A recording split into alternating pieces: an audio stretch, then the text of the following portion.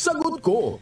Galing po kay Brenda Casas ng Angadanan, Isabela, Cagayan Valley.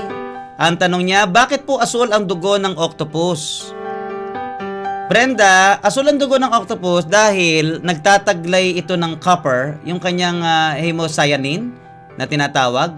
Sa halip na iron ang taglay noon, ano siya, yun ang makikita mo dun sa hemoglobin, di ba? Kaya ang kulay ng dugo ng octopus ay asul. Ito yung protein na nagdadala ng oxygen sa buong katawan ng pugita. Itanong mo kay Professor Willie. Galing naman kay Grace Aquino ng Tubigon, Bohol. Ang tanong niya, mga ibon lang po ba ang gumagawa ng pugad? Grace, sikat ang mga ibon sa paggawa niyan, pero meron ding iba pang hayop na gumagawa nito. Ang mga langgam, gumagawa rin ng nest o pugad na ang colony ay naglalaman po ng, hula nyo kung ilan, 250,000,000 weaver ants. Kapag buntis naman ang buwaya, gumagawa din ito ng pugad upang doon mangitlog. Ang pugad niya ay umaabot sa taas na 3 talampakan.